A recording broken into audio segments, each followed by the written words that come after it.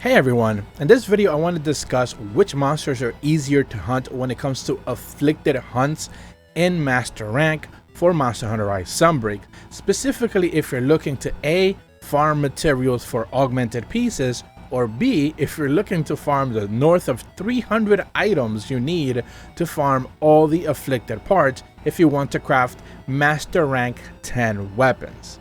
Now, for those who may not necessarily know, afflicted parts and afflicted drops basically are the equivalent of the endgame hunt that people are dealing with right now.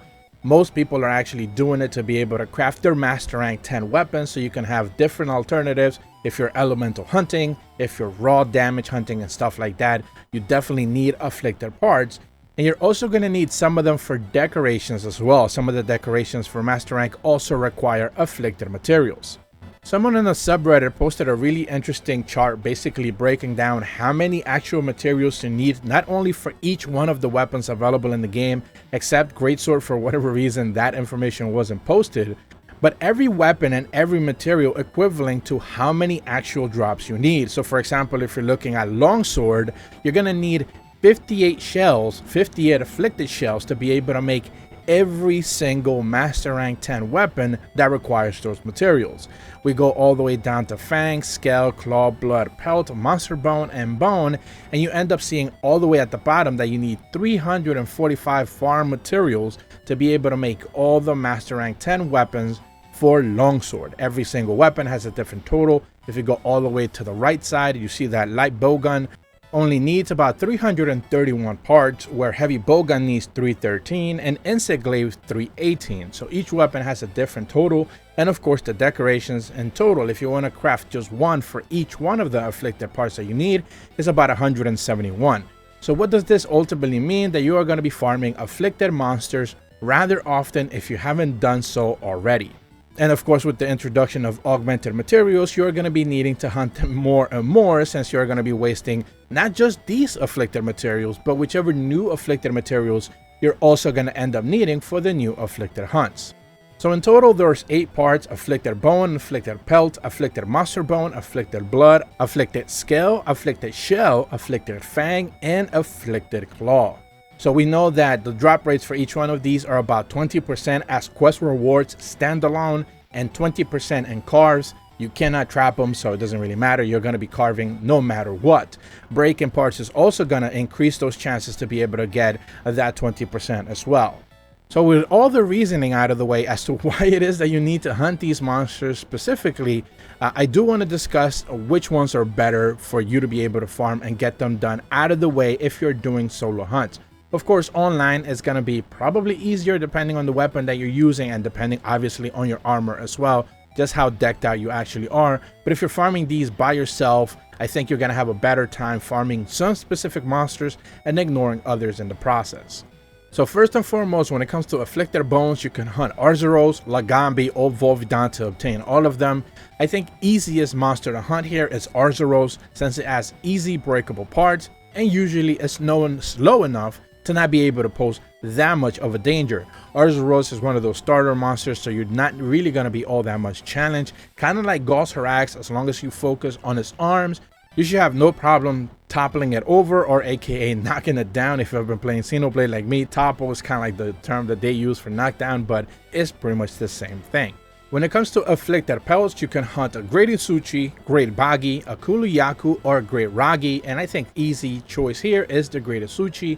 It has an extra breakable part, so you can actually get better rewards from it. Again, all RNG with 20% based, but with the understanding that Great Ragi is probably an easy choice as well. It really depends on just which one you're more comfortable with, but neither of these monsters are ever going to pose that much of a threat. But I think Great Isuchi, due to the breakable part, has a better chance to be able to get you an extra drop or two that you might actually need. When it comes to afflicted monster bone, you can hunt Aknasam, Royal Ludroth, Barath, and Basarios, and I think there's 2 choices here that you can consider. Royal Ludroth is the go-to here. It has a big, easy set of targets areas that you can focus on. They're easily breakable. Also, if you're a gunner and you use Pierce, it's just going to go right through it, so you're going to be able to do massive damage if you're a gunner. But if you're also considering that Aknasam does have breakable parts, but they're also extremely small. So it really depends on the weapon that you're using, with the understanding that Agnasam also has lower health, so there is a trade-off. It has breakable parts that are a bit smaller, the beak, but it also has lower HP. So it really just depends on which weapon you use and which one you're more comfortable with. But I think most people would probably just go with Royal Ludroth if you want to farm it to be able to get more and easier Afflicted monster bones. When it comes to Afflicted blood, you can hunt a Daimyo Hermitor, a Kezu, a Tetranodon, and a Bishaten, and I think the runaway winner here and the easiest hunt you can have out of all of these is of course Tetranodon. It's an easy choice because it's easily slow, it has low HP, and you can topple it, aka knock it down fairly consistently just by hitting the head. And because the head is so extremely massive, you are not going to have any sort of problem toppling it over and just getting it on the ground continually. So it's not really going to be that much of a threat. And also if you're a gunner and you're using Pierce, you're going to have an easy time with this one as well. When it comes to Afflicted shells, you can hunt a Blood Orange Bishaten, a Gyarados, a Somnacanth, and a Shogun Senator. I think really boils down to which one you're more comfortable with. Somnacanth is easy for gunners, like I mentioned before, because you can abuse Pierce and it's constantly being toppled or knocked down due to low HP that it has. So Somnacanth, it's kind of like always been an easy monster to deal with. Sleep is not really that much of a danger, but you can consider Blood Orange Bishaten since it has more breakable parts, I believe. So you can consider that one as well, with the understanding that it's most likely going to be hitting you a little bit harder and it has a little bit more HP, but it has more breakable parts. So there is that trade-off. Do you want to deal with lower HP or the potential for more drops but a little bit more HP? It's really entirely up to you. This one is kind of like, you know, a toss-up.